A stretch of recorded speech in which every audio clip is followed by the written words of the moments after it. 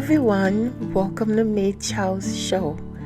I'm Lady J, your host, and I'm gonna be your host for the next few minutes.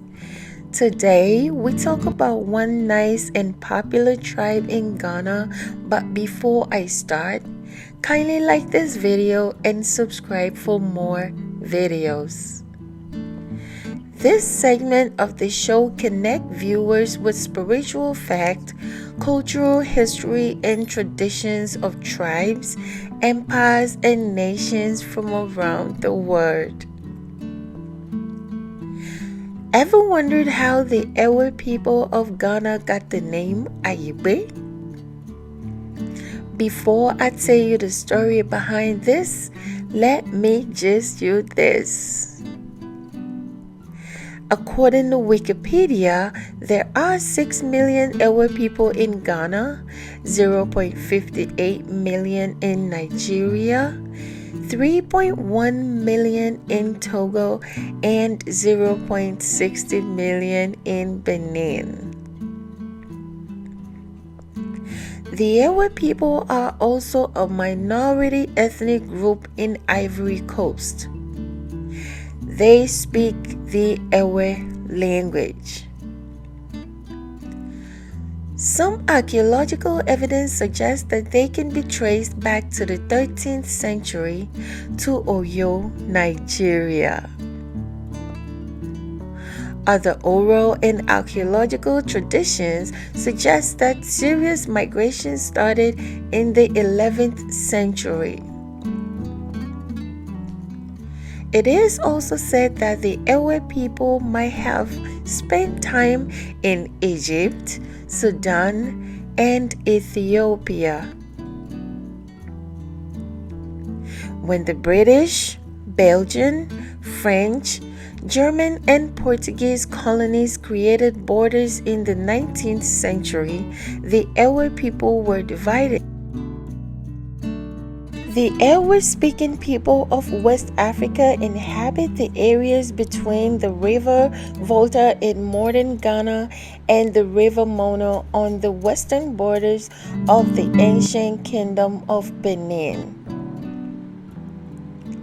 This has meant that the Ewe people, like many other ethnic groups in Africa, have developed different dialects amongst themselves and are ruled by different governments. You still want to know how they earned or get the name Ayigbe in Ghana, or why some Akans call the Ewes Ayigbe people? Well, we have two stories for you. The Ewes are not Ayigbe. Ayigbe people are people that went to stay in Togo because of tribal war between Ga and Akwamu at Ayawaso War. So they now live in Togo but still have Ga names, Ayi, Ayite, etc. But they speak Togo Ewe. After the war, they were called to return, but they refused, hence the term Ayigbe, meaning Ayi, who was their leader at that time, refused to come back.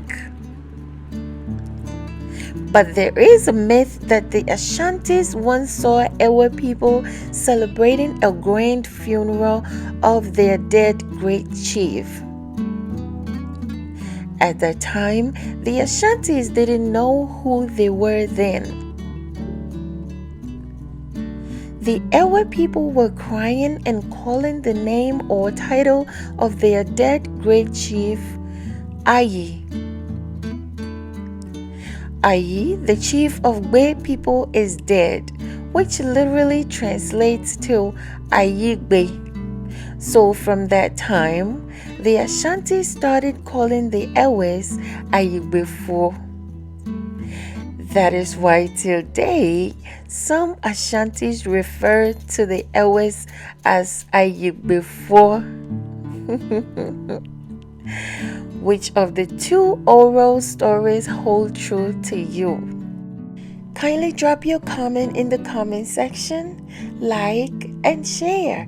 And if you're new to this channel, please don't forget to subscribe, and catch you next time on another episode of Meet Charles Show.